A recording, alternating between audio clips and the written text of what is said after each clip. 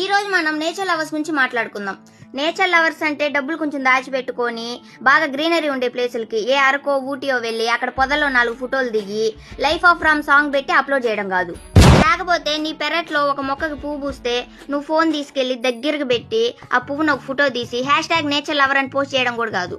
నీ ముఖానికి ఎప్పుడైనా నువ్వు ఆ చెట్టుకి ఒక మొగ్గు నీళ్లు పోసావా అని నిన్ను నువ్వు క్వశ్చన్ చేసుకోవాలి. ఎందుకంటే ఇప్పుడు if you really love something you have to protect it. ఒరే 28% ఆఫ్ ఆక్సిజన్ మనకి చెట్ల నుంచే వస్తుందిరా.